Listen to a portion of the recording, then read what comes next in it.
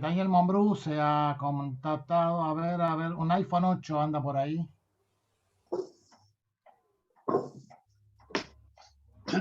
¿En qué hora andamos? Nos reunimos en la azotea, ¿no, Jorge? Daniel, ¿cómo? Perdón. Que en épocas normales nos reunimos en la azotea de Aedo. Ah, en la azotea de Aedo, sí. Ya van 2 años que nos reunimos por este maldito medio, pero bueno, es lo que hay. Aviso que estamos grabando todas estas charlas. No dije maldito. No hay problema. Y después quedan por ahí grabados. En YouTube tenemos varias, creo que como 10 o 15 ya reuniones anteriores, están todas en YouTube.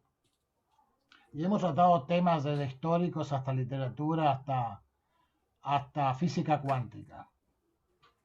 Cosa que pocos entendíamos, pero que realmente la charla fue muy buena y salimos entendiendo algo un poquito más. Aprendimos algo. Exacto. Bueno, muy versátil todo, los temas. Muy bien. Generalmente, dentro de nuestros conversatorios, generalmente salimos con más preguntas de las que entramos. Pero eso es bueno. Eso también es bueno, eso también es positivo. Y además, inculcamos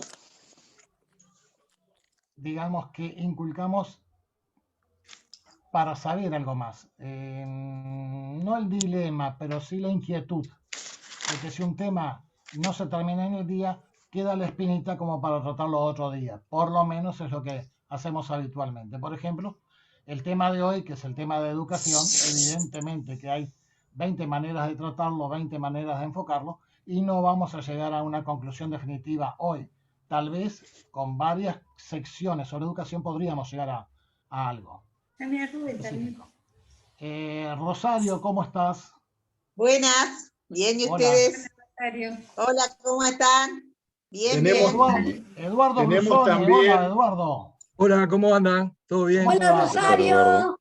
Hola, estamos esperando tu charla, Eduardo, ya está Sí, programada la para el mes que verdad. viene. Yo estoy Juan, pronto está cuando muy ustedes bonita. quieran, si quieren. El viernes que viene estoy a Gracias. disposición. Bueno, lo vemos, lo vemos para el viernes que Si viene. hay lugar, no hay ningún tipo de problema. Fenómeno. Ahí está María Antonieta. Antonieta, ¿cómo estás? Hola, ¿cómo andan? ¿Qué tal? Bien, todo bien. Quería aprovechar también a presentar iPhone 8, es una amiga, Lorelei Silveira. Hola. También fue invitada al día de hoy. Hola, Rubén. Hola, Rubén. Ya tuve. Sí.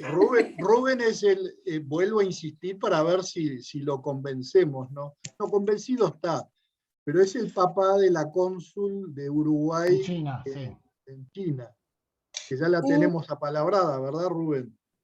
Sí, sí, pero cuando termine un poco su misión, porque está a punto de culminar.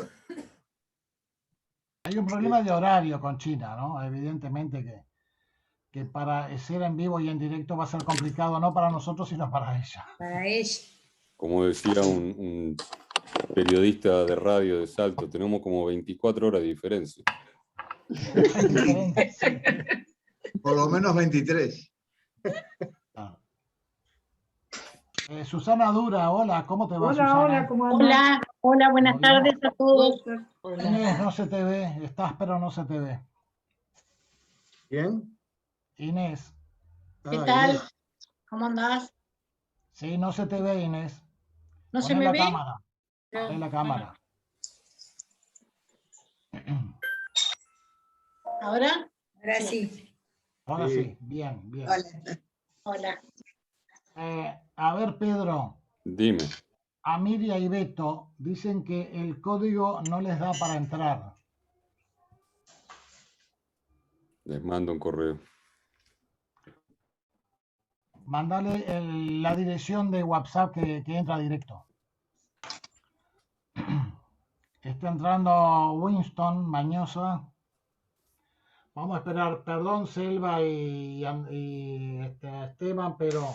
Es bueno, Pedro, es bueno que mandes, Pedro, es bueno que mandes a veces el link. A mí, por ejemplo, me resulta mucho más fácil entrar pinchando en el link. Digo, si pudiera mandarlo, no sé. A mí también, totalmente. Claro.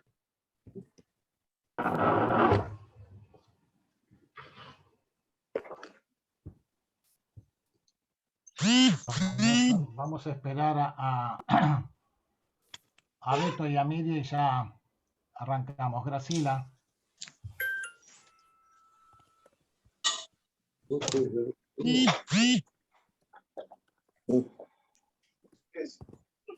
Lamento no poder asistir hoy. Saludos a Eugenio Carlomagno. Tampoco va a estar. Hay 6 compañeros que avisaron que no podían estar hoy.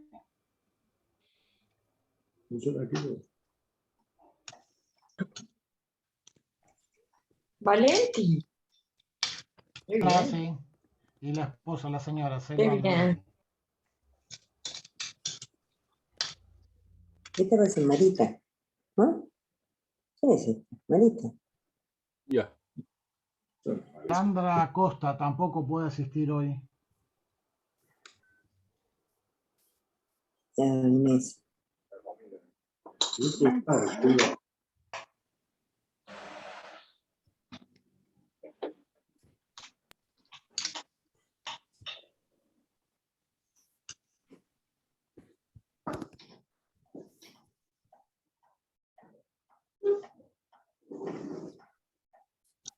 Ahí estamos al borde. A Miriam parece que tiene dificultades, ¿no? Para entrar, ¿no? Sí, Amelia avisó, Amelia y Beto, que no le dice, el código no me da para entrar.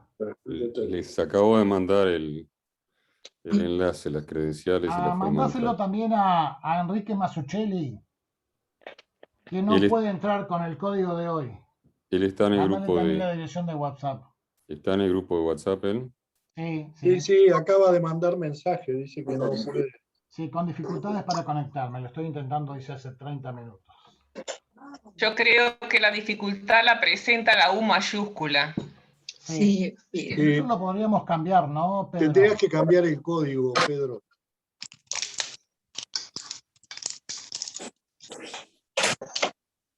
Bien, para la próxima reunión, ahora no tengo idea cómo se hace, tengo que No, ahora no. aprender un poco. De cualquier manera, Pedro, Sí. después me vas a tener que habilitar compartir pantalla porque tenemos 6 minutos de un video. ¿Sabes quién está? Winston Mañosa, ¿cómo te va? Conectar, sí, Winston Mañosa. No se te ve, Winston. Y a Linda tampoco. Linda, tampoco se te ve. Astrid, Gustafsson y Alberto. Estoy apareciendo, pero hace mucho calor acá. A Linda, hola, Linda. Hola, ¿cómo están, queridos? ¿Cómo Bien, están? ¿tú? Hola. Bien, bien. Tenemos planificada Un poco congelada. Linda. Hola. Ya tenemos planificada tu charla, ¿no? Ya llegó Miriam. Ya llegó Miriam. A Miriam, Astrid, ¿cómo estás, Astrid? Bien, por suerte, ¿y ustedes? Me alegro de verte bien. Muy bien. Y Alberto también, por supuesto. Está bien, sí, hola. Bien, pero sí. Alberto está escuchando, pero está con una persona de visita. Bueno, bien. ¿Walter Pupo se nos fue? No, estoy acá. Bueno, bien.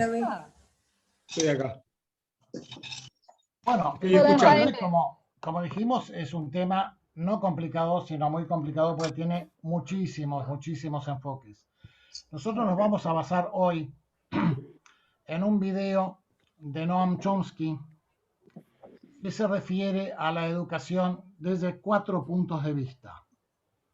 El objetivo de la educación, el impacto de la tecnología, cosa que me interesa muchísimo desde siempre, la tecnología, ustedes lo saben. La educación, costo o inversión, y una evaluación de educación versus autonomía. Esos son los 4 temas que desarrolla Chomsky, que no los vamos a escuchar a todos, los vamos a pedir a todos que sí que lo vean, está en YouTube. Y hoy nos vamos a referir únicamente a el objetivo de la educación. Para entrar en tema, también a mí me gustaría recomendarles 3 películas que a mí me parecieron excelentes. Una es una película inglesa que yo la vi hace muchísimos años, es del año 1968, inglesa, que se llama If, o sea, sí, es sobre la educación en un colegio inglés, con Malcolm McDowell y el director, creo que es así, Lindsay Anderson, es el director. Es una excelente, excelente película. Muy buena, muy buena. La otra que me interesa recomendarles es, evidentemente, creo que todas la vimos, La Sociedad de los Poetas Muertos. Esa también es una excelente película sobre educación. Y la otra, que es mucho más reciente, que es del 2012, La Educación Prohibida. La Educación Prohibida, perdón, alguien me habló. Pedro. No. Un micrófono que se abrió por ahí. La Accidentalmente. Educación Prohibida es del 2012, pero también tiene un estudio muy pormenorizado de lo que es la educación actual. Lástima que sea una película bastante larga, demora creo que como 2 horas y media. Excelente. Y se me ocurrió también una, antes del video de Noam, una frasecita nada más de Harari sobre, en el último libro de él, referida a la educación. Dice que Harari que en la educación el cambio es la única constante. Dice, por desgracia, puesto que nadie sabe cómo será el mundo en el 2050, no tenemos respuesta a las preguntas. Desde luego, los humanos nunca pudieron predecir el futuro con exactitud. Pero hoy es más difícil de lo que ha sido jamás, porque una vez que la tecnología nos permita modificar cuerpos, cerebros y mentes, y eso ya sabemos que se hace, ya no podremos estar seguros de nada, ni siquiera de aquello que parecía fijo y eterno. Creo que fue el año pasado o el otro, hicimos una pequeña relación entre lo que son los inventos y lo que es, digamos, el confort humano de 100 años a esta parte. ¿Se acuerda que vimos la historia? Incluso comparamos el automóvil, comparamos la medicina, comparamos las comunicaciones. Hoy sabemos que en el bolsillo llevamos una computadora todos y que los cambios en 100 años han sido absolutamente tremendos, radicales y 1000%. Sin embargo, el aula de una escuela se ha mantenido casi que igual.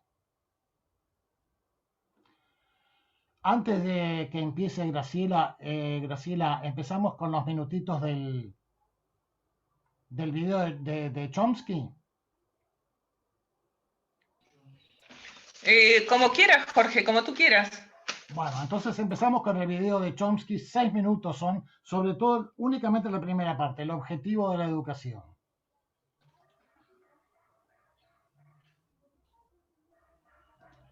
¿No me diste, Pedro, la autorización de compartir pantalla? No, estás compartiendo la tuya.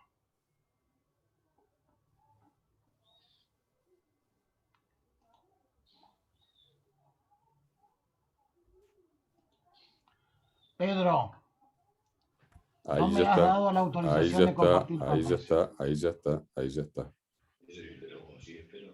Ahí ya lo tenés. Bien. Si no oyen, levantan la mano.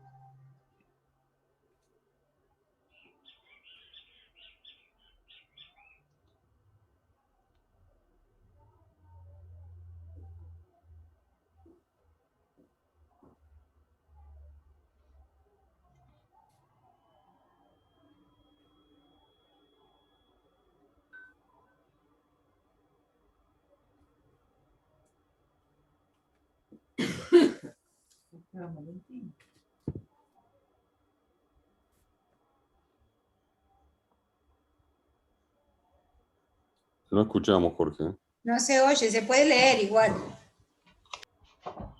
A ver si puedo subir el volumen.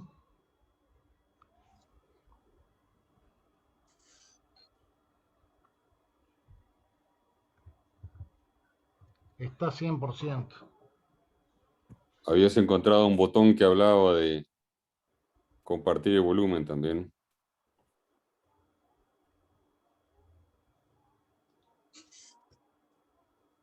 Está todo 100%, Pedro. Hay un botón que dice compartir volumen, Jorge. Sí, pero ¿dónde está? Ah. Qué difícil.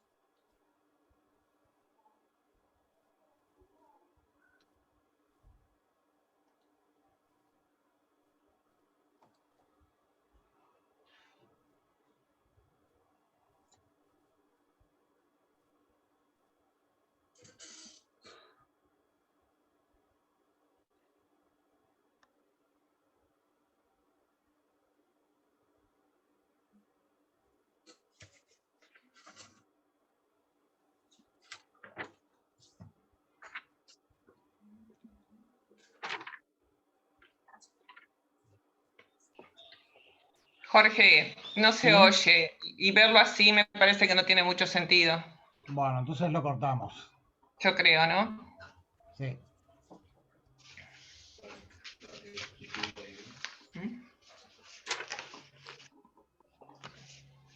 A ver. Sí, Era lo cortamos. mejor, Jorge, era mejor así que nada, ¿eh?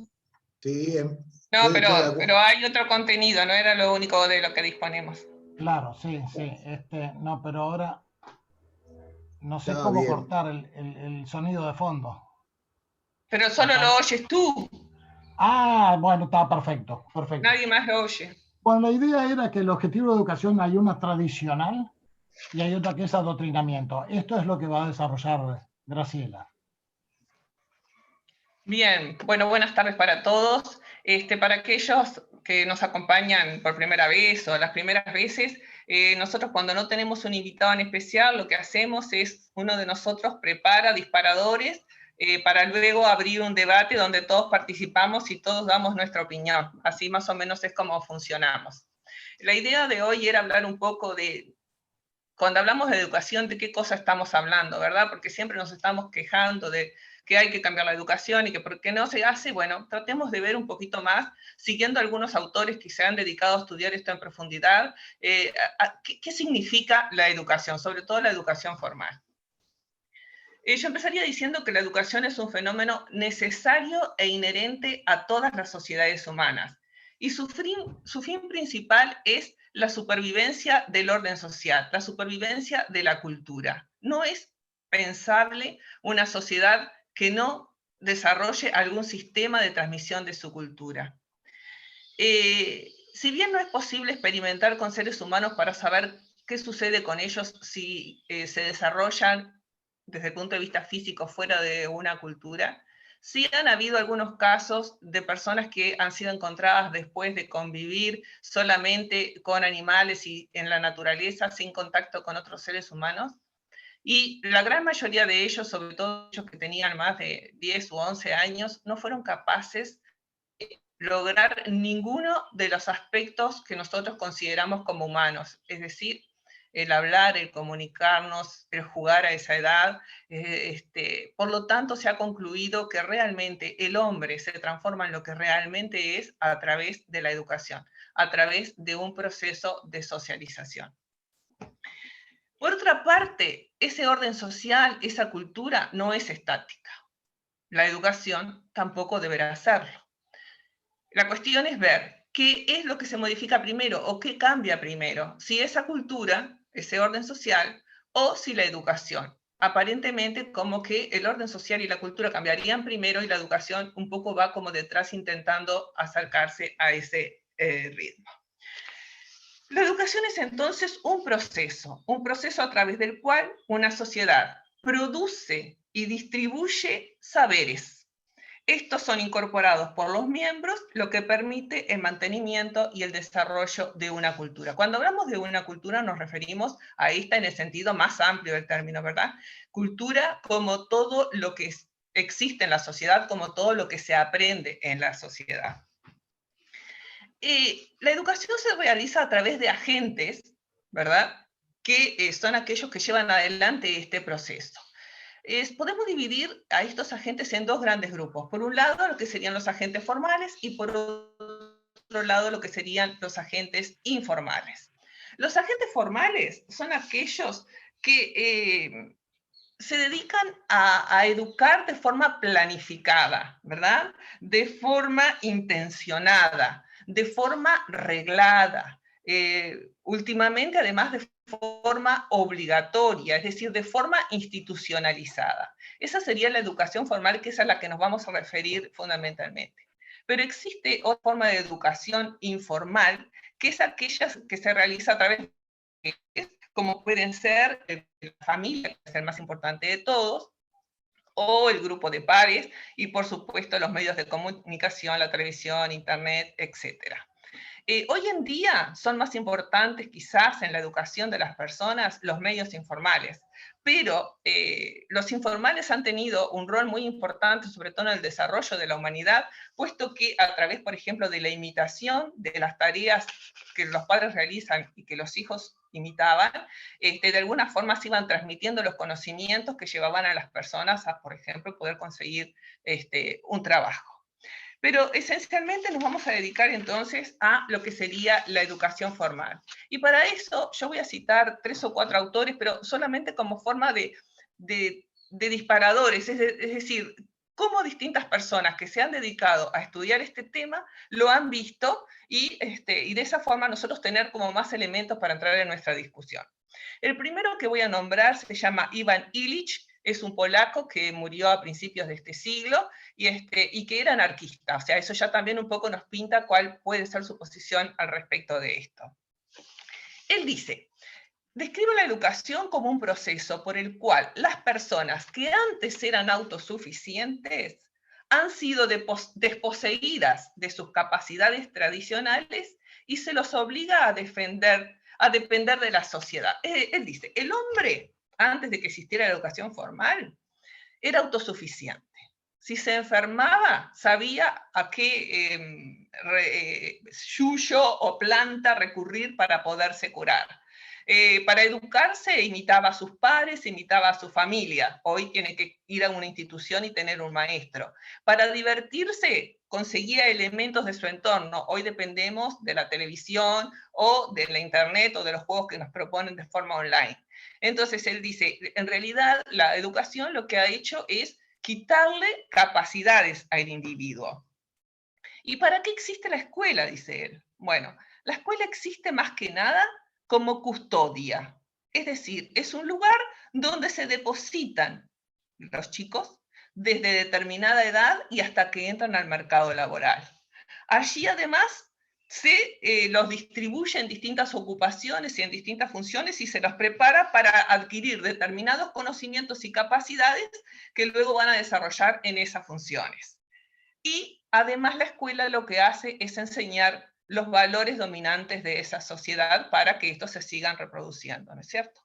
Conclusión entonces, si la escuela no es capaz de favorecer la igualdad entre las personas y si tampoco desarrolla las capacidades creativas que los niños y los adolescentes puedan tener, pues entonces no debería de existir. Si su única finalidad es preparar a las personas para un trabajo remunerado, dice entonces Ivan Illich, la educación formal no debería existir.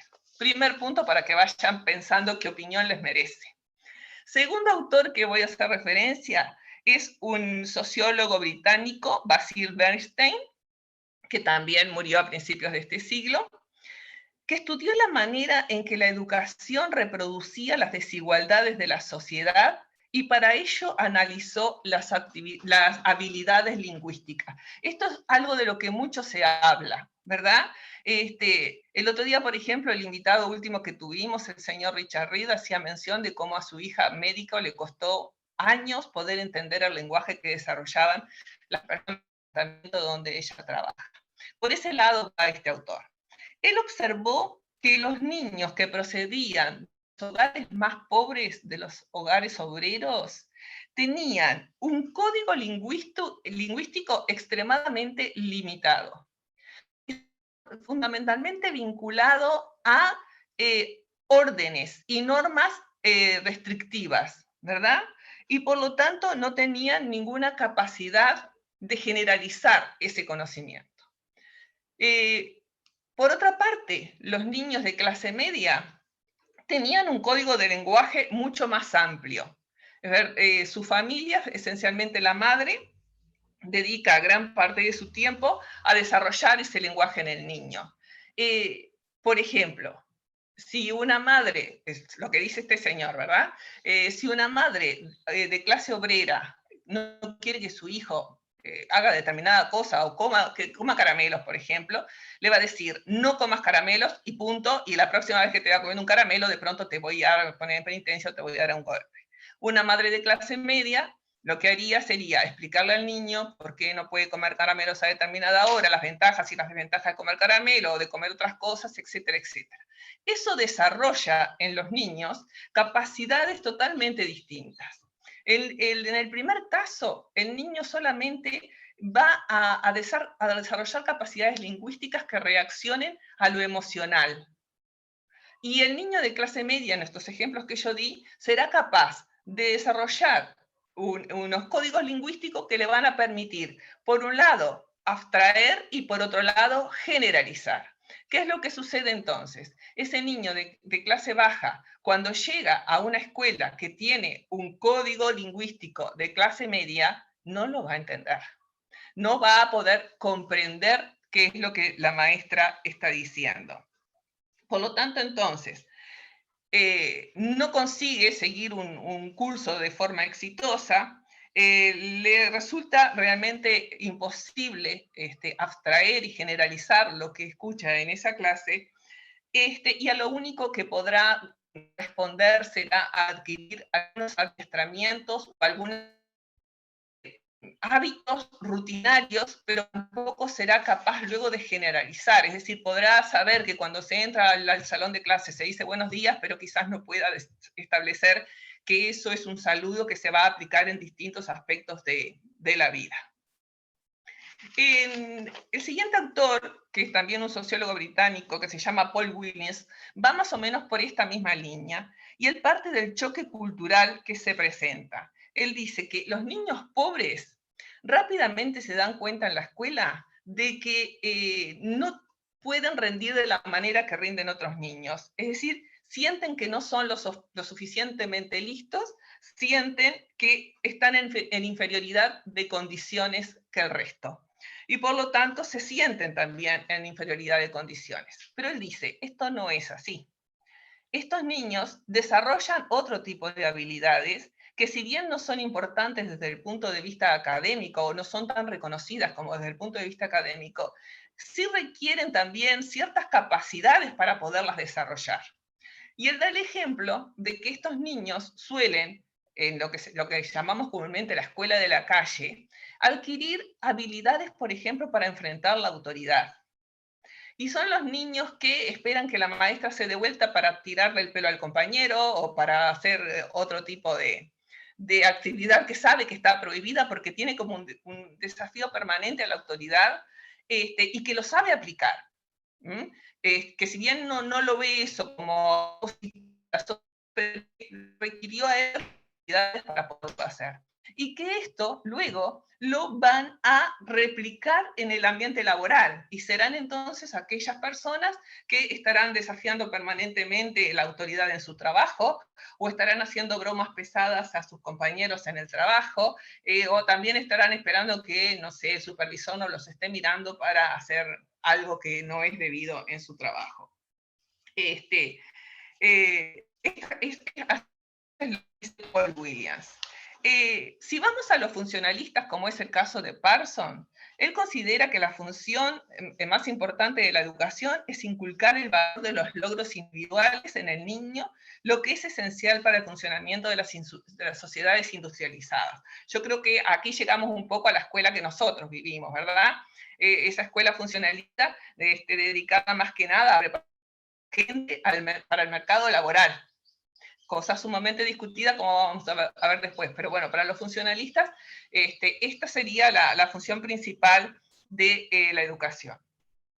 Los autores posmodernos sostienen que la educación debe promover el progreso del individuo y la sociedad.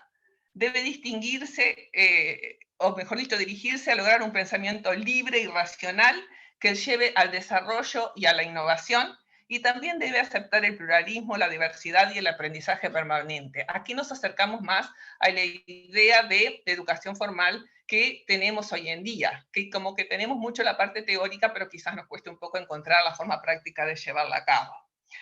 Por otra parte, también estos autores modernistas sostienen que hay que buscar solución al problema de la deserción escolar, la ausencia de los niños en la escuela, sobre todo de los niños pobres, derivado del poco interés que tienen los adultos de que vayan a la escuela, o en algunos casos incluso de la delincuencia, cuando son captados por la delincuencia, o por las guerrillas, como pasa en muchos países, que son captados los niños desde muy pequeños, ¿verdad? O incluso hasta de la expulsión, niños que son expulsados sistemáticamente de las escuelas porque no son capaces de insertarse en ella.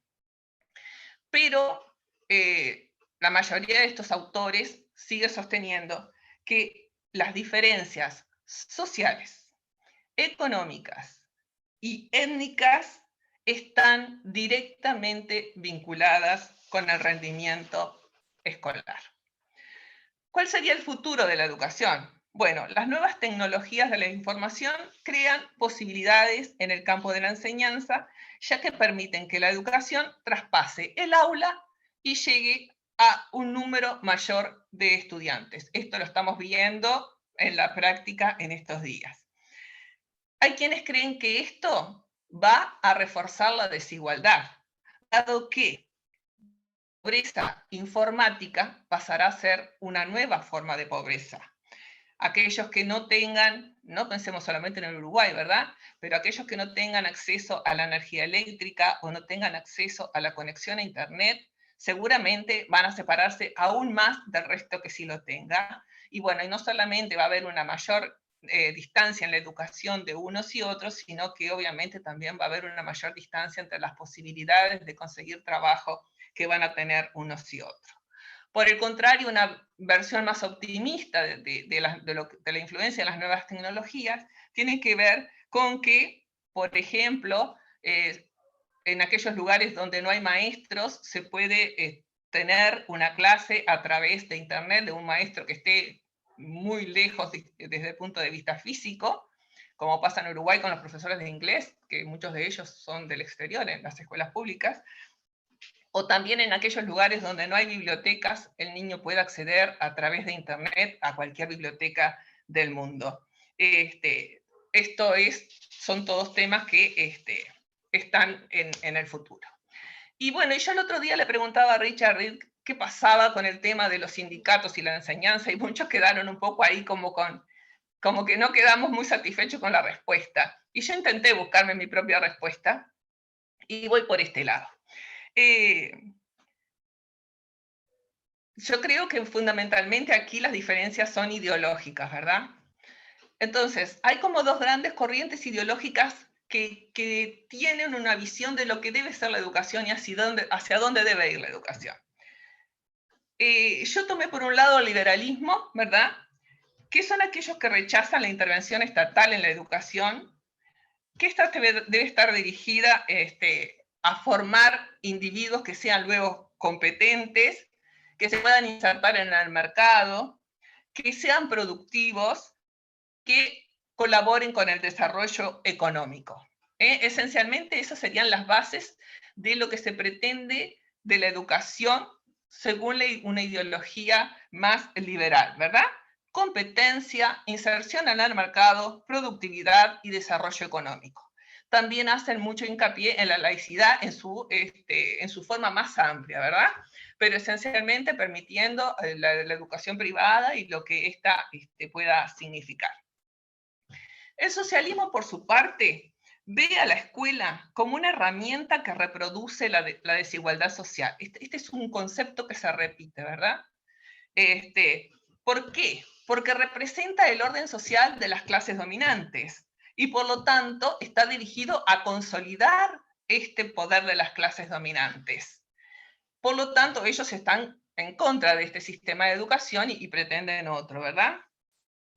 ¿Qué cosas de alguna forma han logrado que esta situación no sea tan drástica, digamos? Bueno, el hecho de que la educación sea obligatoria en muchos lugares, el hecho de que la educación sea gratuita y por lo tanto muchos puedan acceder a ella, el caso incluso hasta de las becas que permiten a aquellas personas que tengan condiciones poder estudiar de pronto en las mejores universidades y demás. Estos son hechos entonces que ayudan a que la situación con vista como el liberalismo la presenta pudiera no ser tan grave. Y por último voy a decir que también sostienen que debe haber formas, en realidad que lo que sostienen es que más allá de educar y formar para un mercado y para una productividad, la educación tiene que ir mucho más allá y formar individuos desde el punto de vista de sus valores en el más amplio sentido de los valores humanos, ¿verdad? Formar a las personas desde el punto de vista de su educación cívica, lo que parece fundamental para el mantenimiento de un sistema democrático, formar a las personas desde el punto de vista de su formación civil también, es decir, cuál es su rol como persona dentro de la sociedad en la cual vive. Es decir, tienen como una concepción mucho más amplia de lo que debería ser una currícula escolar y por lo tanto intentan llevarlo adelante, porque además ellos proponen que no lo hagan a través de un sistema de privatización de las instituciones de enseñanza, sino que por el contrario, el Estado se haga cargo de la enseñanza de todos, con la idea entonces de generar libertad, justicia y tratar de alguna forma de terminar con la desigualdad entre los hombres. Hasta aquí entonces, después si quieren hacerme alguna pregunta o seguimos, pero me gustaría un poco abrir el debate para ver qué opiniones tienen y qué les han parecido estas distintas posiciones que los autores que mencioné tienen con respecto a la educación. Gracias.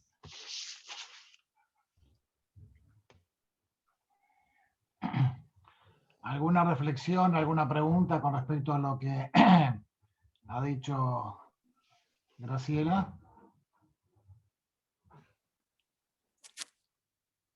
Simplemente Selva levanta la mano. Selva ha levantado la mano primero. ¿Sí? Bueno, la síntesis que hiciste de distintas propuestas. Maestra, ejercí durante un tiempo y después fui docente de preuniversitario mientras estudiaba bioquímica. Y creo que la educación no se puede explicar solamente por una u otra visión, sino que hay una cantidad de factores que influyen en que una educación, de alguna manera, cumpla los objetivos para los que se supone que está en lo que estamos hablando de educación formal, que tiene que ver no solamente con los contenidos, sino también con la metodología, o sea, con la didáctica o la pedagogía que se aplica para que estos contenidos realmente sean asimilables. A veces yo siento que la educación nuestra, por ejemplo, que está en crisis y que todos hablamos de que estamos en crisis, tiene déficit en ambas cosas, o sea, a veces los contenidos no son suficientemente atractivos ni están respondiendo a las necesidades que tiene el alumno, es decir, quien es el receptáculo, diríamos, del educador, porque de pronto ese niño o ese adolescente vive una realidad tan diferente a lo que es lo que le está planteando el docente, que que esos temas no le interesan, no le atraen. Pero también hay una parte que yo considero que es bastante deficitaria en el mundo de hoy, y es la preparación del docente. A veces, bueno, en magisterio, por ejemplo, es muy típico que la preparación en magisterio, por lo menos en mi época, que hacíamos 4 años con prácticas docentes, etcétera, éramos como muy metodológicos, le prestábamos mucha atención a lo que era la didáctica, etcétera, y de alguna manera me parece a mí que todavía magisterio conserva esa cosa de, incluso los maestros accedían por concurso, por lo tanto había que seguirse preparando luego de recibirse, etc. Sin embargo, muchas veces en secundaria uno ve que hay docentes que ni siquiera son docentes, que simplemente son estudiantes avanzados de pronto, yo qué sé, de derecho o de carreras que no son precisamente las de la docencia, que no tienen metodología para enseñar, y por lo tanto eso también es una contra, y alejan al estudiante de esos contenidos que quiere transmitir, y muchas veces también no están inmersos en lo que es el proceso del aprendizaje, inmersos en este aspecto. Es decir, cualquier docente que se precia de tal quiere obtener resultados en sus alumnos. Entonces, esos resultados o ese compromiso que tiene el docente de verdad, de vocación, etcétera, para tener resultados, a veces estas personas, no por maldad, pero sí porque son muy pragmáticos, utilizan las horas que toman en secundaria, yo esto lo he vivido, lo he visto, simplemente como un complemento de un sueldo. Entonces, a veces faltan con mucha facilidad y no entienden que el proceso educativo necesita continuidad, necesita sistematización, porque después que uno entusiasmó a un adolescente con un tema y al otro día el maestro faltó, el profesor faltó, o a la otra clase faltó, se rompe esa intención de aprender que se logró despertar, provocar en el alumno, y bueno, y eso forma parte para mí del gran fracaso. Hubo un momento en que nosotros llegamos a tener, ahora no tanto, pero llegamos a tener casi el 60% de los docentes de secundaria no eran docentes graduados, eran simplemente estudiantes avanzados que daban clases. Eso para mí es también una de las problemáticas que ha tenido la educación en el Uruguay. Bueno, yo no quiero hablar más porque es muy largo lo que dije, pero creo que hay, en lo que dijo Graciela, hay muchas visiones y que algunas pueden aceptarse como tales y otras pueden ser cuestionables, porque para mí uno de los objetivos también de la educación es generar el espíritu crítico, es decir, en el alumno, cuestionarse todo lo que se le plantea, y para mí un gran triunfo de un docente es precisamente ese, es decir, no solamente dar el contenido pasivamente que el alumno lo reciba, sino generar esa especie de inquietud por el conocimiento que creo que es vital tanto en niños como en adolescentes, como en los propios adultos, que participamos también en cursos y nos estamos preguntando o cuestionando siempre cosas. Disculpen por lo largo. Ok, no, perfecto. Estoy totalmente de acuerdo con lo que dices, y yo trabajé en secundaria por 40 años y entonces viví perfectamente lo que tú estabas comentando, ¿verdad? Los docentes que no daban nunca la clase y el argumento era para lo que me pagan, no me voy a molestar en dar la clase, ¿no es cierto? Y desarrollar espíritu crítico en los alumnos y despertar cabezas requiere mucho trabajo y conocimiento y cultura general del docente, que lamentablemente muchas veces no se tiene. Entonces es una lotería. Por eso es que cada uno de nosotros, cuando hace un balance de todos los maestros y todos los profesores que tuvo, se acuerda de 2 o 3 que fueron muy buenos y que lo marcaron mucho y que le indicaron caminos, y de los que está muy contento de haber compartido, y hay otros cuantos de los que también nos acordamos de lo nefasto que eran. Yo suelo decir que también sirven en el sentido que son como la vida misma. Tú después en la vida te vas a encontrar con gente de todos los tipos, y bueno, ese muestrario de profesores te sirvió para conocer un poco cómo iban a ser las personas en la realidad después. Sí, indudablemente que sí. Y la deserción en secundaria, coincido, que es un drama enorme, y yo que trabajé muchos años en secundaria, siempre le preguntaba a los chicos y la respuesta que ellos te dan es que no le ven ningún significado a la educación secundaria. ¿Para qué les sirve? No la ven, porque nuestra educación secundaria está muy dirigida a ingresar a la universidad, y entonces los chicos no tienen tan claro a veces a dónde quieren ir, y la ven realmente como algo por lo que tienen que pasar, pero que no le ven una finalidad en sí misma. Sí. Te cortó, Graciela. La dualidad entre generar el espíritu crítico, que sería lo ideal, y educar para que salgan exámenes. Esa es la diferencia. ¿Alguien más quiere opinar sobre el tema? Amelia.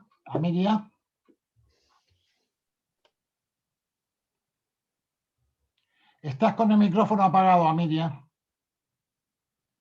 Cierto, estaba con el micrófono apagado, ahora sí.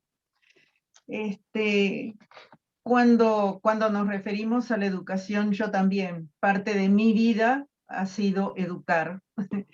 Y la formación que tuve debe haber sido cercana a la de Selva. Yo fui maestra, 4 años de magisterio, pero luego hice 2 años más para hacer preescolares. Entonces ahí ya hay una diferencia abismal. O sea, para educar a los preescolares necesité 2 años más de estudio, mientras que para educar a los adolescentes no les exigen ni siquiera el magisterio ni el Instituto Artigas, que es donde forman los profesores. Puede ser un abogado porque sabe de leyes, pero la pedagogía y la didáctica, como estaban hablando las dos compañeras, está nula o casi nula a nivel de secundaria, y por lo tanto desconocen los intereses de los adolescentes, no enfocan la educación hacia los intereses de esa franja de edad que es tan importante desarrollar valores, tanto como en cualquier otra, por supuesto que sí. Nuestra educación ha sido memorística, pero está pasando de ser memorística a ser más investigativa, a tener más espíritu crítico. En el mundo, los puntales como países que tienen los mejores rankings en cuanto a la parte educativa, cuando se hacen calidad de educación, son Singapur, Finlandia y Suiza. Ellos premian el mérito y premian el esfuerzo del estudiante ante todo. Son muy exigentes, no solo con los estudiantes, sino con la formación de la docencia.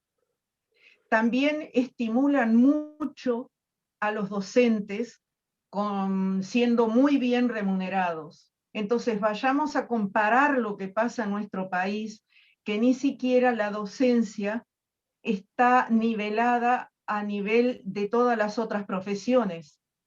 No está nivelada, ni por pagos, ni por niveles, no se considera universitaria la formación del docente. Entonces hay como una cierta desvalorización del docente, y por eso ocurren muchas veces docentes que dicen eso, porque bueno, carecen de valores también, obviamente, porque si te dedicaste a la educación tenés que saber que el sueldo en este país no es el mismo que cualquier otro profesional. Pero hay muchas diferencias y muchos índices que están mejorando, pero que estamos a años luz de, por ejemplo, en lo máximo que es esos 3 países, ¿no? También una vuelta nos referimos a Japón, que Japón no ha borrado su propia historia, pero la ha complementado. En Japón se educan a los niños como seres del mundo, como ciudadanos del mundo, más allá de que hayan nacido circunstancialmente en un territorio que se llama Japón. O sea, también eso es muy importante desde el punto de vista histórico. No inculcar el patriotismo, ni inculcar ese determinado historicismo clásico también creo que para mí es muy importante, no sé los demás. De cualquier manera nos hemos referido a la preparación de de niños y de adolescentes, pero también hay una visión bastante crítica con respecto a un poco mayores. Héctor, tú que fuiste docente también, pero universitario, ¿qué opinás sobre el aspecto de educación ya universitaria?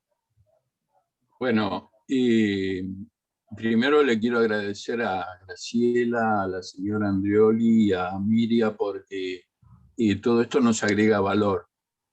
Si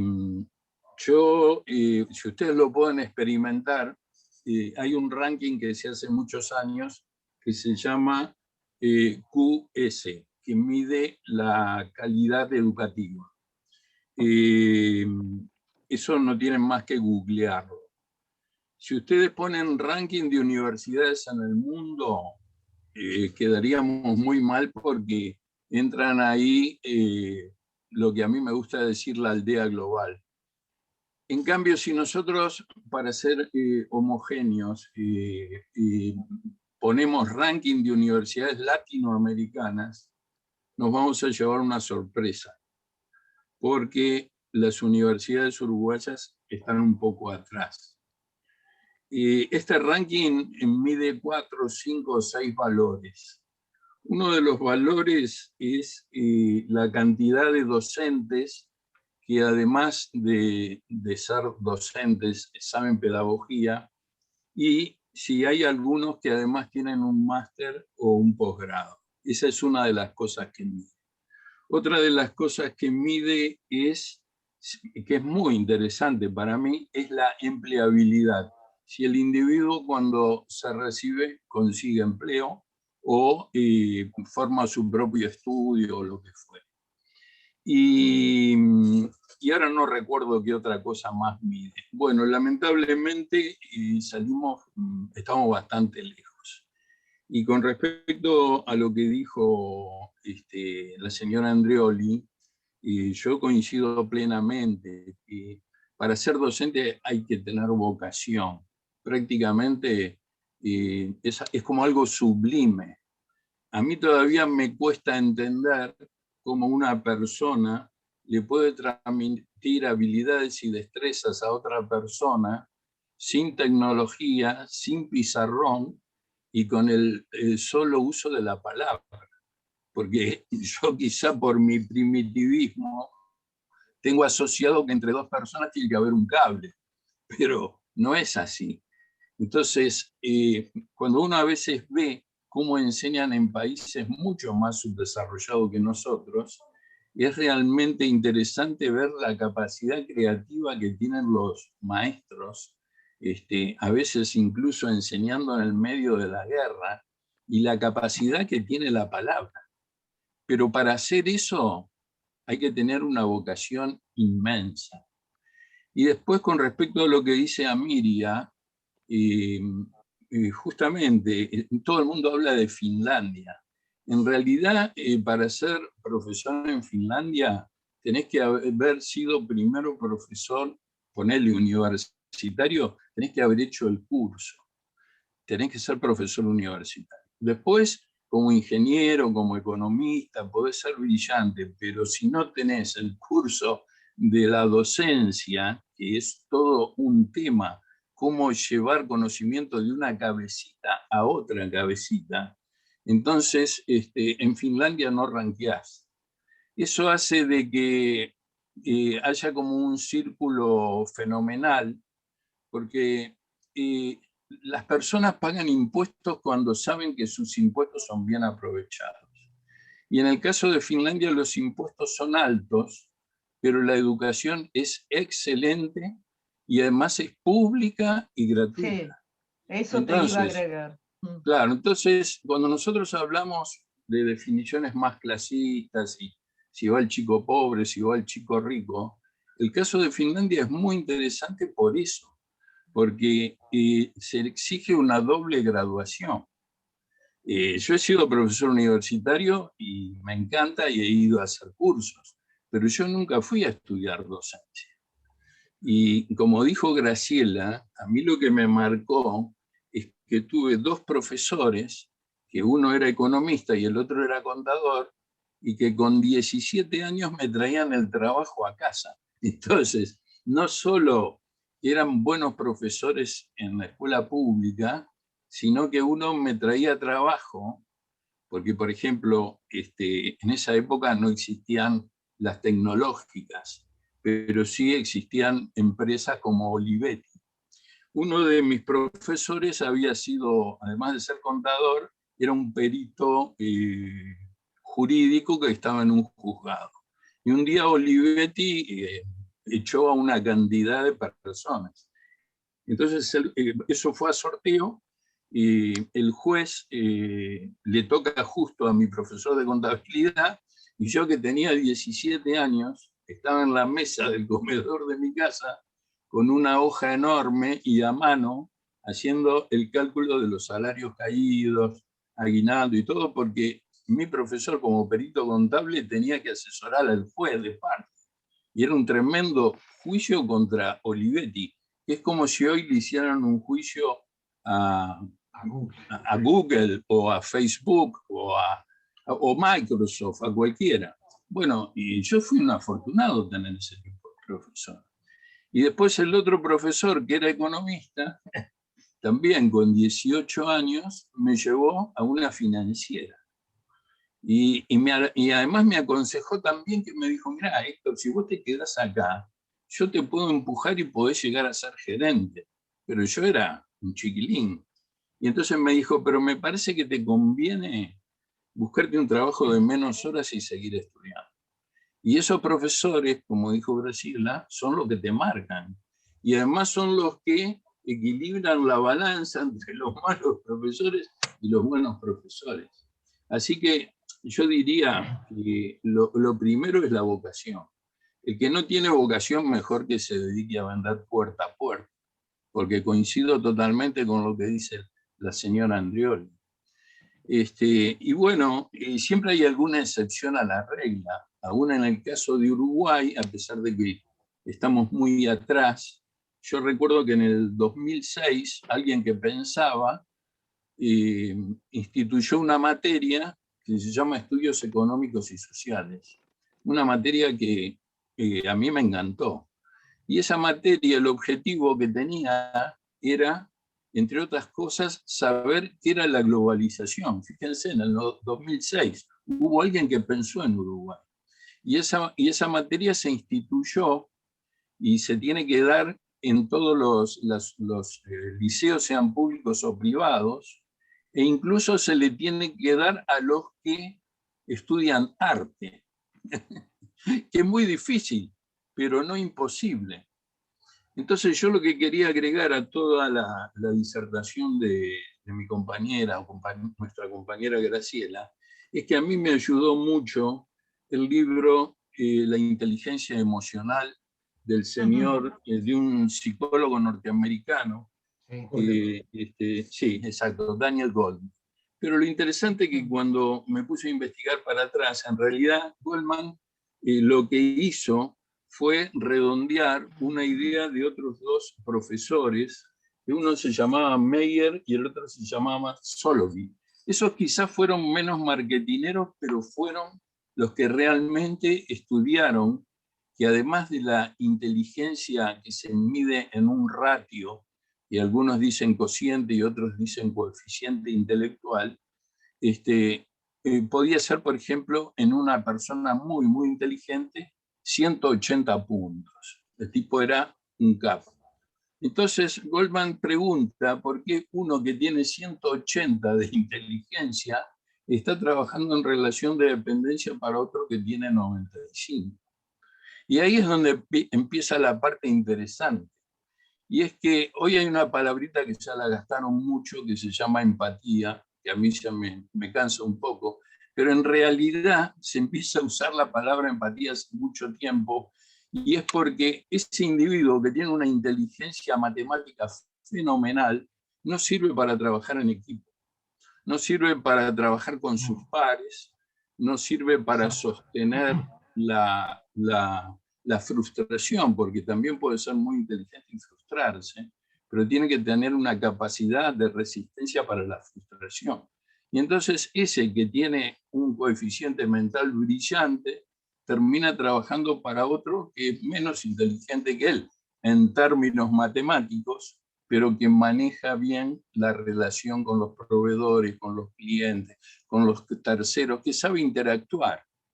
O sea, que busca los objetivos sin pegarle al otro o sin destruirlo. Y para mí eso fue, digamos, una de las cosas que me sirvió para no ser tan mal docente. Nada más que eso. Muchas gracias, Héctor. De cualquier manera, ahora sí conocemos por voz propia de dónde proviene tu inmensa fortuna.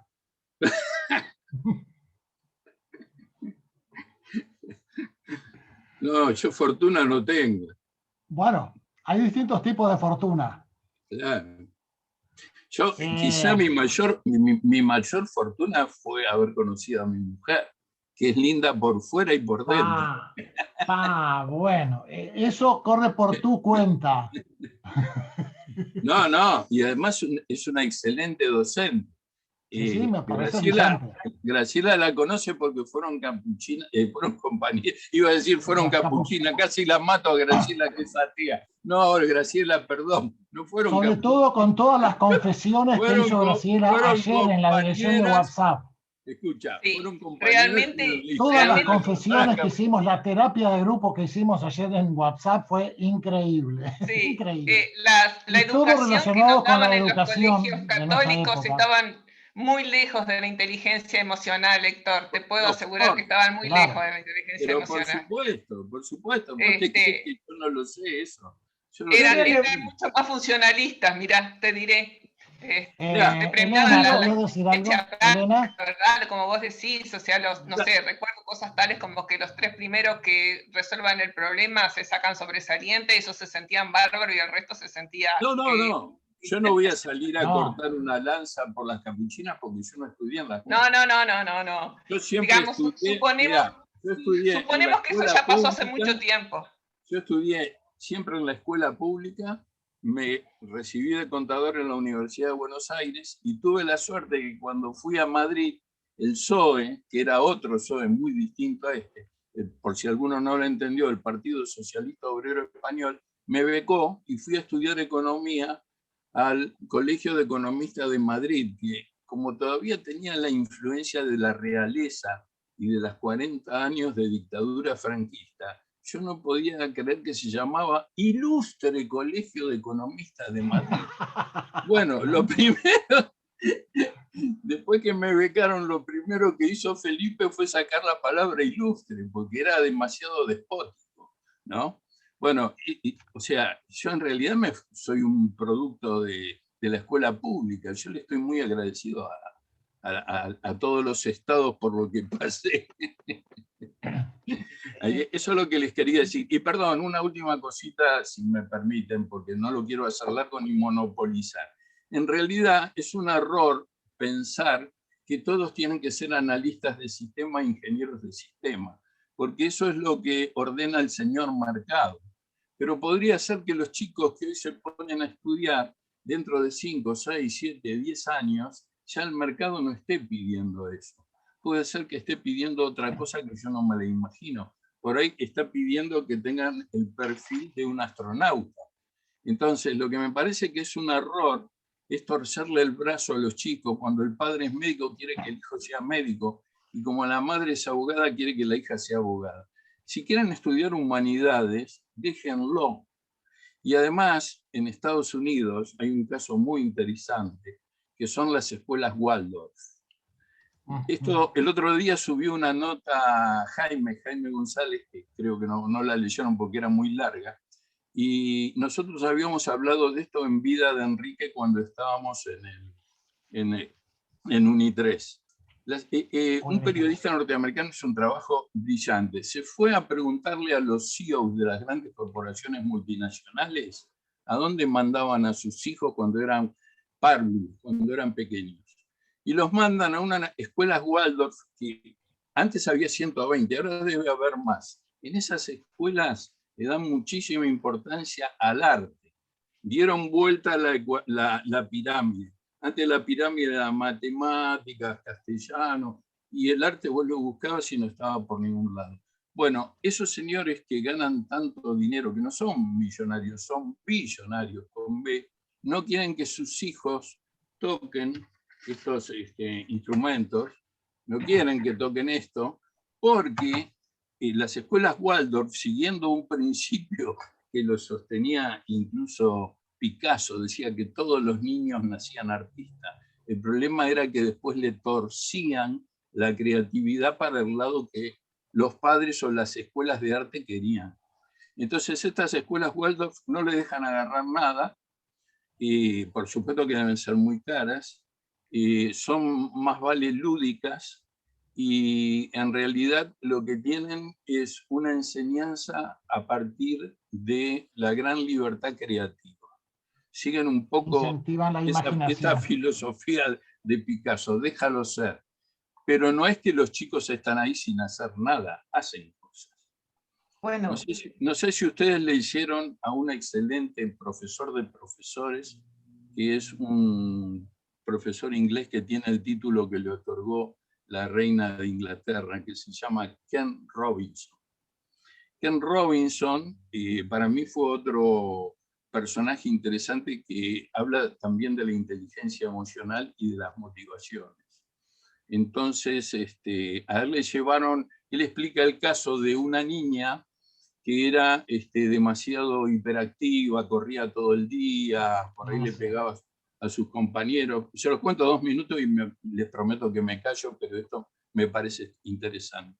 Entonces la madre lo llevó a un psiquiatra para ver si le daba alguna pastilla para dormirla un poco, tranquilizarla, porque la niña hacía mucho lío. Esto lo cuenta Ken Robinson. Entonces el psiquiatra la recibió y ella le explicó el problema que tenía y le dijo, bueno señora, déjeme un ratito solo con ella. Era una niña pequeña, creo que tenía 8 o 9 años. Entonces el psiquiatra puso un poco de música y la niña le hablaba, pero no paraba de moverse. Entonces cuando terminó esa pequeña consulta, la llama a la madre y le dice, señora, su hija no tiene nada, su hija quiere ser bailarina, mándela a una escuela de danza.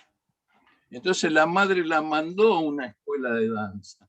Esa chica estudió en el Royal Ballet de Londres, formó su propia compañía y es la que hizo Cats y es la que hizo El fantasma de la ópera. No hablo más. Agrego brevemente que esos 2 años de educación preescolar se enseña a jugar aprendiendo. Entonces, todo lo que pasa en un aula preescolar es exactamente eso, sea en el Uruguay o sea en donde sea, se aprende jugando. Entonces el niño es libre, desarrolla la imaginación, desarrolla sus intereses particulares, o sea, nadie está haciendo una educación ni memorística, ni una educación dirigida a yo te transmito mis conocimientos o mis gustos, nada. Lo que hace el docente es desarrollar sus cualidades, no la transmisión de mis cualidades hacia mis alumnos, no. Es desarrollar la cualidad de cada uno de ellos. Por eso es que aprender jugando es casi que un eslogan que se tendría que transmitir mucho más allá de preescolares, a la educación de primaria, e incluso los adolescentes también todavía requieren eso de sentir el juego como un trabajo. Entonces, defiendo lo que se está haciendo ahora o lo que se intenta hacer ahora en Uruguay, no digo que sea ya, digo que no es de ahora. Se empezó con el plan Ceibal, con las ceibalitas. Los primeros años fueron puros tropezones porque salieron las ceibalitas, pero no la preparación para usarlas.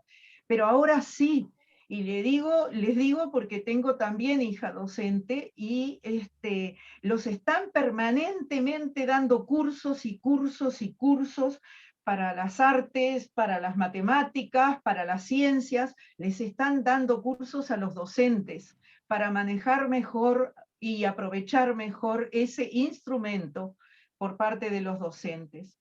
Entonces, yo trato de pensar de que de aquí a algunos años toda la sociedad va a estar valorando más lo que es la tarea docente, la docencia en sí, y también nuestros niños van a salir, digamos, un poquito más libres para elegir el mundo que quieran tener. Nada más.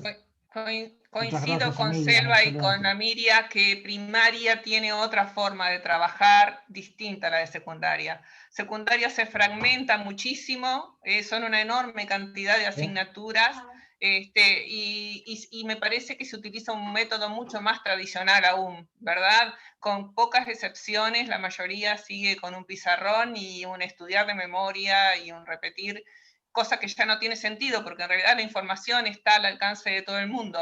Evidentemente que las herramientas que se deben de transmitir son otras. Y O sea que- para poder transmitir esas otras hay que formarse en ese sentido, ¿no? Sí, y están formándose nuevo- con la inteligencia emocional, con las neurociencias y con la aplicación de todo lo que es las tecnologías. Esas tres cosas ahora están tratando de formar a los docentes. Por supuesto que a los docentes más antiguos les cuesta más que a los más jóvenes, obviamente, ¿no?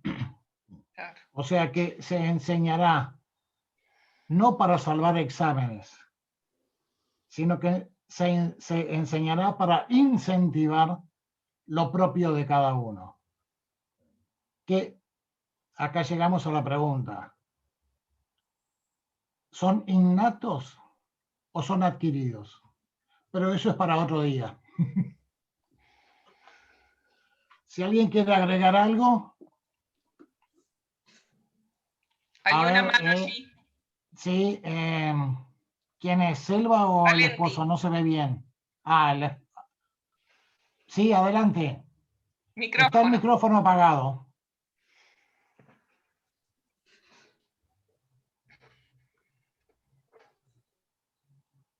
El micrófono está apagado.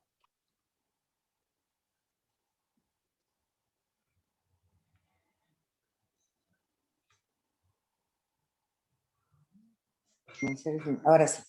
No lograba conectar el micrófono. Se había trancado.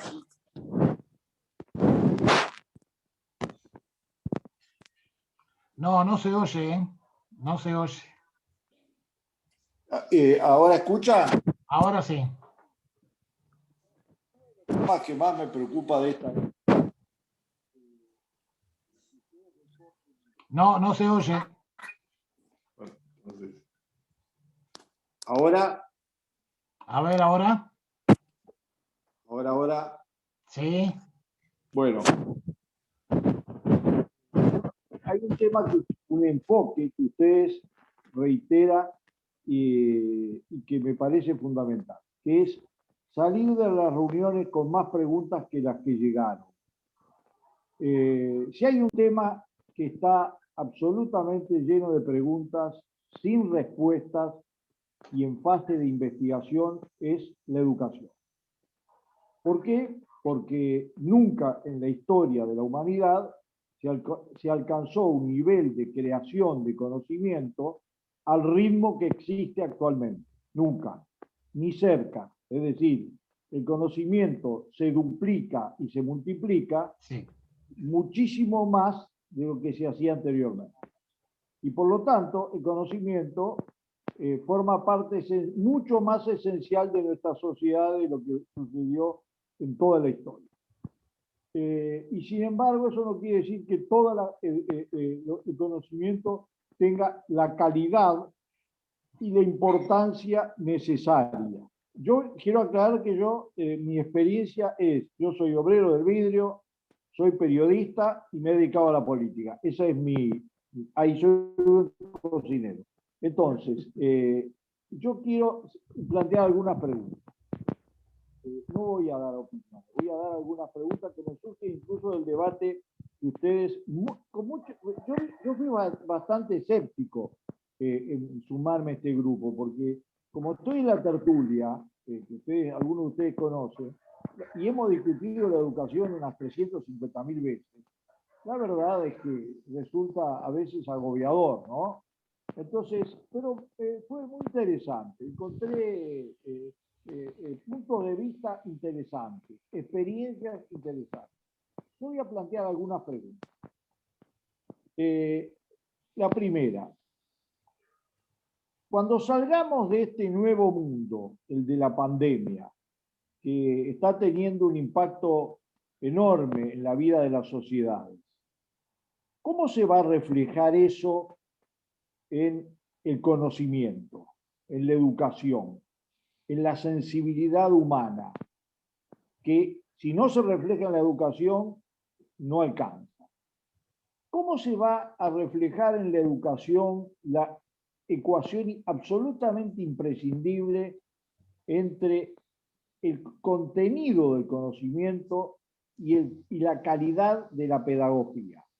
Ustedes no sé si habrán notado de que hay mucha discusión en el Uruguay sobre el tema de la educación, pero en un país que tuvo grandes pedagogos, es muy pobre el debate y la elaboración sobre el tema pedagógico.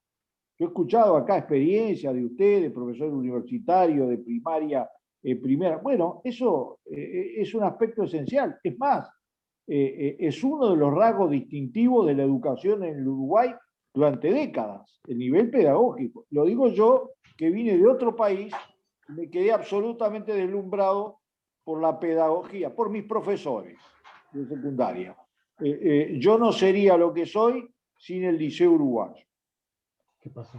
Es lo que pueden decir hoy los jóvenes. Tercero, ¿cómo se va a relacionar las ciencias exactas con las humanidades? Está en el grupo. ¿Cómo se va a relacionar un aspecto ya no se reduce solo al liberalismo y a otras formas de concepción? Es mucho más amplio. Es decir, eso, lo que está pasando en el mundo actual, la profundización de grandes diferencias sociales, el clima de las guerras permanentes, todo eso. ¿Qué relación tienen precisamente con las humanidades? Es decir, con el estudio y los valores transmitidos a través de la educación. Si no lo son a través de la educación, podemos pretender que los otros medios de contacto con el conocimiento que tenemos, la prensa, la familia, etcétera, le den la importancia que tiene que tener. No hay una sobredimensión del tema tecnológico. Es lo mismo asumir a las tecnologías como las estamos asumiendo sin un equilibrio con las humanidades. Para mí es un tema que me parece muy importante. Hay un cuarto tema que me parece importante. La identidad uruguaya en el cuadro de la globalización, en el cuadro de esto que, por ejemplo, la pandemia demostró que una enfermedad es realmente un mecanismo terrible de globalización. Pero ¿qué hay desde el punto de vista cultural y desde el punto de vista de muchos otros aspectos, un gran impacto de la globalización? Bueno, ¿y cómo eso se va a aplicar en la educación?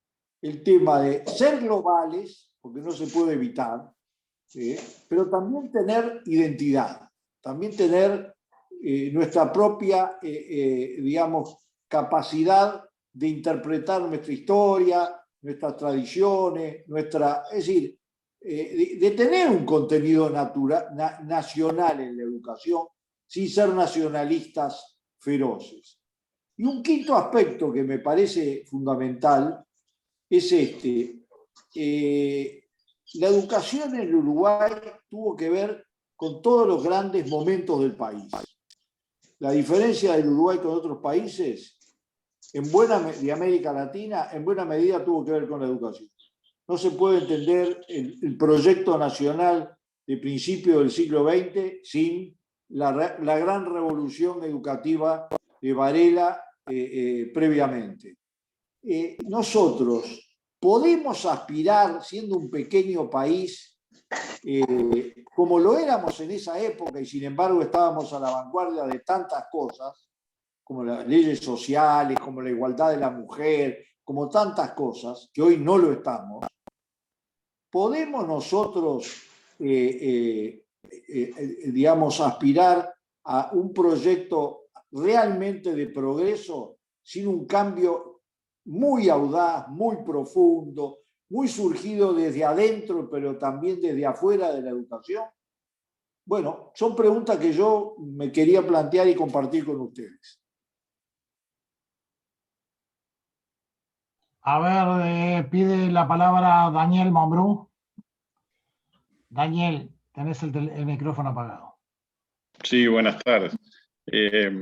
Yo quería compartir con ustedes dos experiencias que viví en la educación. Al inicio, es para pensar, lo tiro, no es para discutir ni nada. En primaria, años 60 y pico, la maestra que yo tenía en quinto de escuela, en Toledo, en Canelones, nos enseñaba geografía siguiendo la marcha de los cañeros de Artigas que venían a un congreso de un partido político. Con los años uno lo analiza, lo piensa y saca conclusiones.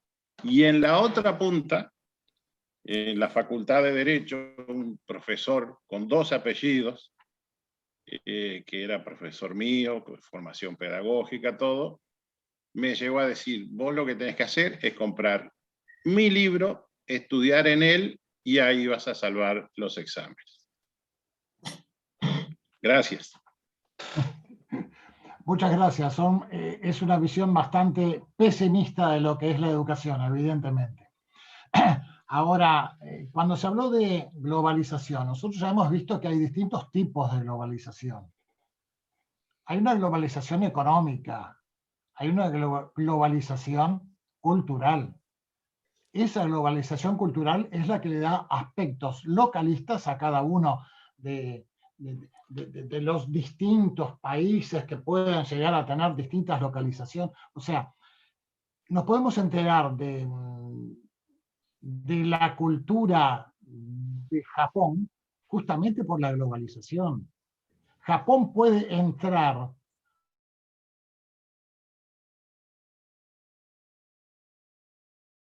esa historia, esa tradición de cada uno de los países, creo que al contrario de perderse, se va a desarrollar mucho más, porque se va a conocer a nivel global. Eso es lo que no vamos a perder, nuestra identidad. Lo que sí podemos llegar a perder, digamos, es lo que ya hablamos también, de que el Estado-nación llega a tener una preponderancia tal de que la nación no es únicamente el territorio, sino que es mucho más. Ese tipo de cosas sí son cuestionables de la globalización, pero no creo que la globalización cultural sea nefasta, pero ni por eso, al contrario, creo que es muy bienvenida. ¿Alguien más quiere...? Sí, yo quería hacer una pequeña referencia con respecto a otro de los puntos que manifestaba Valenti, que tiene que ver con las velocidades de los cambios, ¿no? Y creo que coincido con él, que los cambios a nivel tecnológico y de conocimientos y demás van muchísimo más rápido que los cambios en la educación. Es como que el mecanismo de la educación es mucho más lento, como que siempre va corriendo de atrás. Y ese es un desfasaje que evidentemente se da, y en algunos lugares más que en otros, y en algunas instituciones más que en otras. Entonces, eso quizás reafirma lo que decíamos, reafirma las desigualdades, porque capaz que instituciones que tienen el poder o los mecanismos como para avanzar más rápidamente con sus programas o su tecnología, pueden acercarse más rápidamente a esos cambios, y en otros lugares donde esto se da de manera más lenta, no. Bueno, y ahí ya comenzamos con un desfasaje que lamentablemente parece que va a ser difícil de poder acortar. Y cuando dicen que sí, como ejemplos como los de Finlandia, bueno, pero Finlandia está años luz de nuestro sistema educativo, ¿verdad? Mientras nosotros seguimos en mucho con un sistema educativo tradicional, ellos están con un sistema de enseñanza totalmente diferente, ¿verdad? Basado en los intereses y en las capacidades de los niños, que yo creo que a nosotros nos va a costar bastante llegar a ellos, sobre todo porque los docentes no están preparados para poder tener ese tipo de trabajo con los niños. Héctor. O sea, Graciela, que esa grieta, en vez de achicarse, cada vez se va agrandando más. Yo pienso que sí. Lamentablemente, ¿no? Sobre todo en los países más pobres, en los países menos desarrollados, ¿verdad? Ahí más todavía. Héctor. Me salgo del Uruguay para ir a 100 años de soledad. Los 100 años de soledad de José Arcadio Buendía y de su esposa Úrsula, en realidad son los 100 años de soledad de todos los latinoamericanos. Desde México, pasando por Centroamérica y el Caribe, hasta Tierra del Fuego. Y entonces me atrevería a decir una frase un poco disruptiva. Creo que el fracaso también se ha globalizado. Cuestionable, muy cuestionable. Pedro. Sí, hablando de esto de Finlandia y la educación en Finlandia y cuán distintos somos, yo creo que también apareció, perdón, en una charla de las nuestras de estos días, de cuán bien le había ido a los países cuya primera ministros eran mujeres, versus aquellos otros en que los dirigentes eran varones. Y la reflexión mía es la misma que en este momento. No es que las mujeres en Finlandia o la educación en Finlandia sean las causantes de su éxito, sino que me parece que la sociedad finlandesa fue la que puso a esas mujeres en su lugar y la que ha generado este tipo de educación que tienen en Finlandia, valorizando a los docentes, valorizando todo el esfuerzo que se hace desde las escuelas y dándole a los docentes un valor o una posición en la sociedad mucho más alta de que la que tienen el resto del mundo y que es la que realmente se merecen.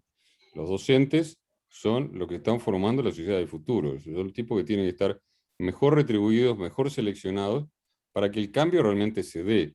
De lo contrario, no se va a dar el cambio en ningún momento y en ningún lugar. Entonces, me parece que la educación, la política, el éxito de un país tiene que venir acompañado de un cambio de mentalidad, de qué es lo que queremos realmente como sociedad, qué es lo que queremos como país, y empezar a cambiar esas cosas que nos van a permitir en el futuro tener una mujer presidenta que sea lo que tiene, haga bien lo que tiene que hacer, que tengamos un sistema educativo que haga lo que tiene que hacer, que tengamos un sistema de medicina y de apoyo social adecuado. Entonces, no son cosas aisladas, me parece. No es que tengamos que tomar el modelo finlandés de educación, acomodarlo a nuestros criterios y de ahí vamos a empezar a mejorar todo. Son cosas que tenemos que hacer, por supuesto, pero me parece que pertenece a una globalidad mayor. Sí, no creo que copiar sea bueno para nada, para ningún sistema.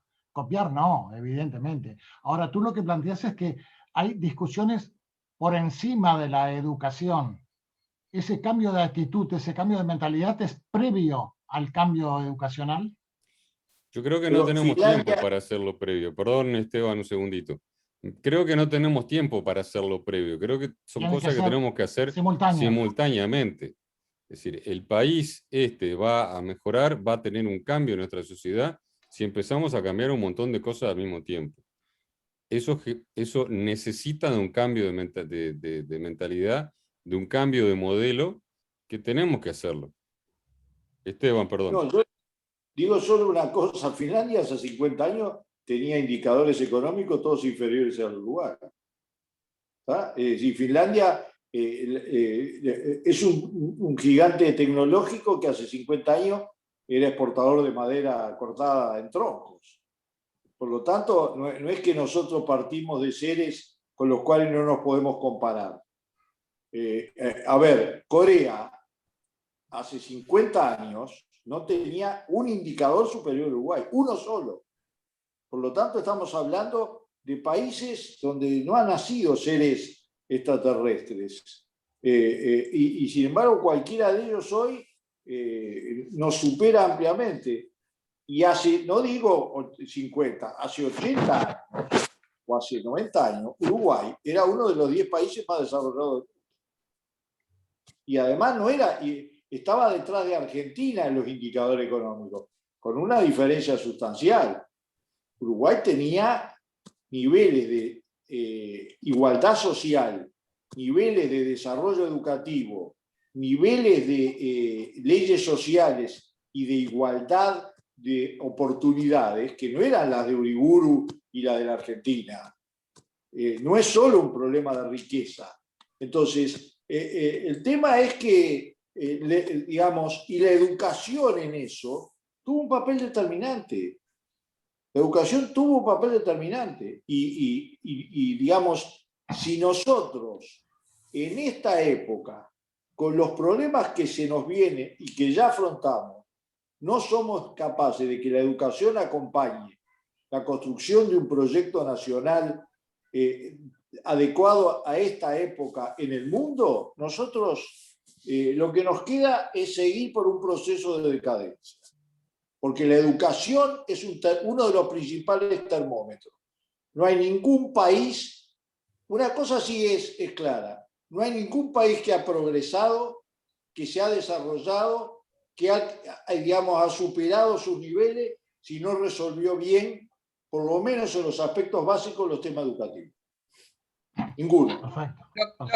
Yo soy optimista. Lo que más nos afectó a nosotros para estos descensos que hemos tenido están vinculados con la desigualdad. El aumento de la desigualdad ha provocado todo esto, ¿verdad? Es decir, la sectorización, por ejemplo, el aumento de los institutos de enseñanza privada. En el interior antes era claro que quizás ni siquiera había un colegio, ¿verdad? Entonces todo el mundo iba a la misma escuela y allí había una interacción que era absolutamente beneficiosa para todos.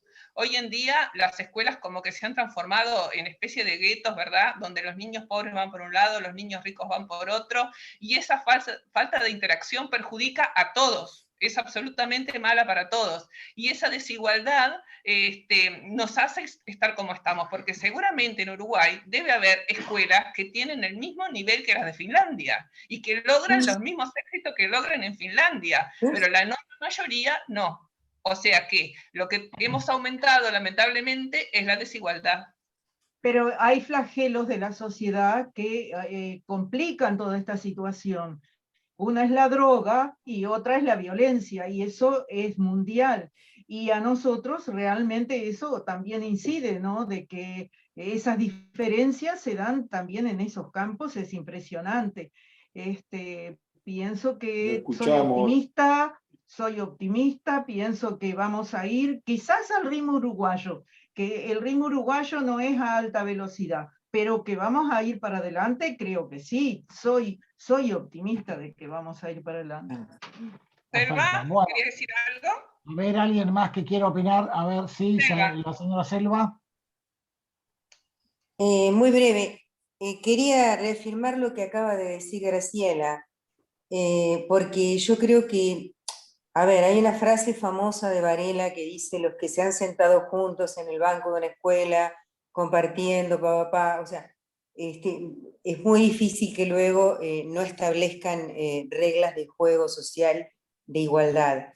Y de verdad que la integración social en el país, a medida que se agudiza esa brecha de guetos entre niños que solo van a cumpleaños de niños ricos, que solo hacen deporte con niños de nivel socioeconómico alto, es decir, que solo se vinculan de esa manera, y a la inversa, niños de sectores de contexto crítico que también... no festejan el cumpleaños.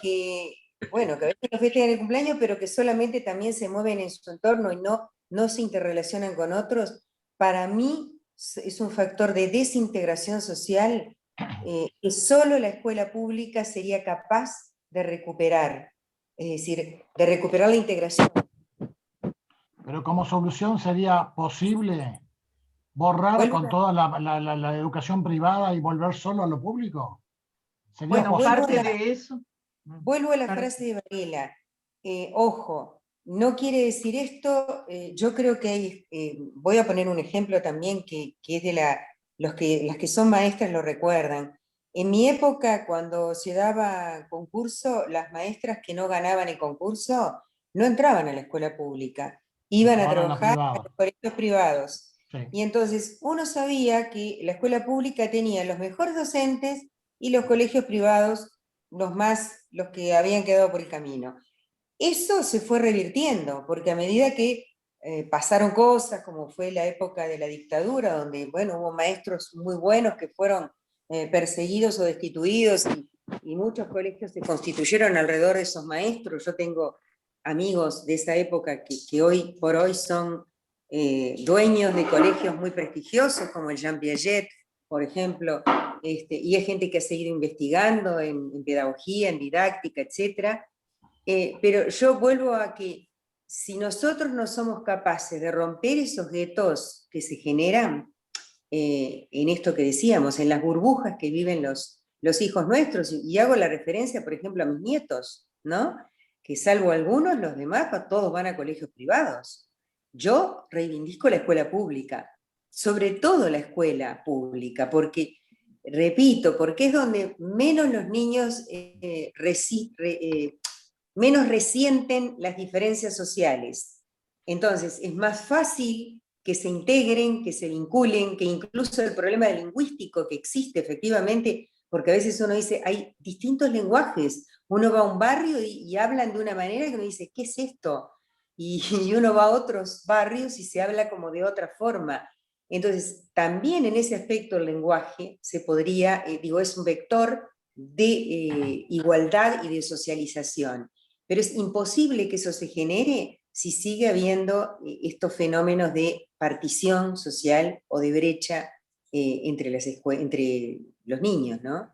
Y repito que para mí la escuela sería el puntapié inicial donde yo pondría el mayor acento de integración social, el mayor. Haría escuelas públicas que fueran espectaculares, es decir, con campos deportivos, con centros para estudiar idiomas, para estudiar música, con lugares donde los chicos tengan la posibilidad de estar, si quieren, todo el día, porque sería un lugar de atracción, y yo creo que eso hubiera valido la pena cuando se hizo el programa de la salida a la emergencia nacional en el año 2005-2006, el gran plan de emergencia que insumió muchos millones. Yo siempre dije, si hubiéramos gastado mucho de ese dinero armando tipo campus, así, de escuelas de tiempo completo, pero con todas las necesidades ahí, a flor de, es decir, desde los baños, que los chicos no tienen ni dónde bañarse en un sector crítico con agua caliente, por ejemplo, que allí tuvieran todo a su disposición. Y estoy segura que eso hubiera sido un mecanismo de integración social muy, pero muy fuerte para lo que queremos hacer como nueva sociedad. Perfecto, creo que se está intentando mejorar eso. Lo que agregó fue un componente político en el tema, evidentemente. O sea, creo que en definitiva, si no tenemos hoy ese ideal, es porque los distintos gobiernos no lo han podido hacer. Bueno, mira, ahora realmente si me dejas, cada vez hay más poco... escuelas de tiempo completo. Perdón. No, yo había levantado la mano hace un rato. El otro día Riz decía que él duda de que los gobiernos realmente tengan interés en desarrollar la educación del pueblo. Y es un concepto bastante duro de asimilar y bastante grave de expresar. Pero no creo que sea de desechar. Pensemos un poco realmente si los gobiernos que han pasado en los últimos 40, 50 años en este país han tenido real interés en desarrollar una sociedad educada. Yo asistí a la escuela pública entre el año 58 y 60 y pico, a la escuela número 27 de práctica de segundo grado en el Prado, Montevideo. Y años después fui a distintos liceos públicos, pasando por el Zorrilla por allá por el año 70. En el año 2000, por ahí volví a Montevideo después de dar vueltas por varios lados. Fuimos a la escuela a festejar los 50 o 75 años de su fundación, y no se podía pasar por la puerta de los baños del olor a suciedad que había. Un día de festejo. Eso no pasaba cuando yo era chico, cuando yo iba a la escuela. Y cuando fui a inscribir a mi hijo en el Liceo Zorrilla en el 2002, la bedelía tenía rejas, es decir, tenían que estar protegidos los bedeles de lo que estaba pasando alrededor. Toda la educación se desmoronó, y no, me parece que la causa no es única, no es sencilla, no es fácil de puntualizar. Hubo un deterioro general de la educación y de la valoración humana en todo el país, que llevó a eso, a que nos tenemos menos respeto entre todos, a que hay menos los principios básicos de la relación entre el esfuerzo y el premio, entre el trabajo y los derechos que uno tiene, se pudrieron. Y eso no es porque hayan aparecido liceos privados. Yo creo que los liceos privados aparecieron porque todo lo demás se vino abajo. Entonces me parece que el tema es bastante complejo, y podríamos seguir charlando de esto por días y días, escuchando a gente que sepa realmente del tema y no como uno que es un inventado. Una sola cosita más que me gustaría decir con referente a lo que dice Pedro. Yo creo que esto tiene, lo que tú dices que es cierto, quizás tenga que ver con que la educación en el Uruguay, tanto la escuela como el liceo, transmite valores de clase media, ¿verdad? Entonces, los niños de clase media se sienten cómodos en la escuela y en el liceo porque hay una relación directa entre lo que es su familia y lo que es la escuela. Ahora, el niño de clase baja, como decíamos hace un rato, que no tiene códigos con los que entender ese sistema, es posible que sea el que si usa un baño no lo limpie, o si puede robarse algo de la bedelía lo haga. Lamentablemente esto es así, es un código de valores distinto, y que bueno, quizás la escuela uruguaya no ha sabido cómo hacer o para cambiar los valores de esos niños o para adaptarse a los mismos. Es tardísimo, hoy se nos ha hecho muy tarde con la charla. Sí, por Elena, supuesto. quería decir algo. Por lo amena que ha sido. Sabiendo que en Japón los niños limpian la escuela, ¿no? Claro. Yo lo que Elena, quería decir desde hoy que estoy Elena, escuchando última intervención por hoy. es que me parece que el problema grave que hemos tenido en este país es la pérdida de valores, un poco lo que vos decías, porque eso de que sean pobres o sean ricos no va a ninguna parte. Mira, mis abuelos vinieron de Italia, no tenían mucho dinero, mandaron a sus hijos a la escuela pública, pero les dieron valores. Nunca iban a robar, nunca iban a ensuciar lo que no tenían que ensuciar, o sea, y eran pobres. ¿Y por qué los pobres de ahora tienen que ensuciar y robar y hacer todo eso?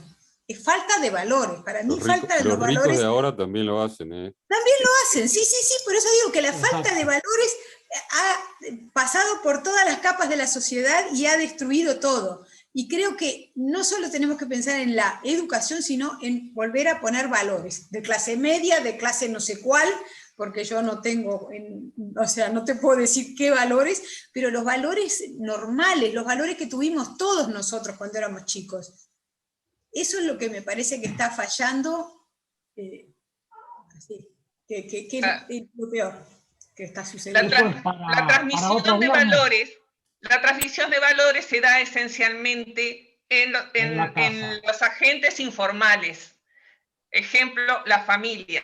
Y si la familia no lo hace, quizás el niño cuando ingresa a la escuela ya no los puede adquirir. Vamos a tener que irnos. Muchas gracias a todos. Nos encontramos el viernes que viene. Los esperamos a todos de vuelta. Gracias por los invitados de hoy, por la intervención de los invitados. Gracias a todos. Gracias. Nos vemos el viernes. Buenas tardes. Excelente. Buenas tardes. Muchas gracias.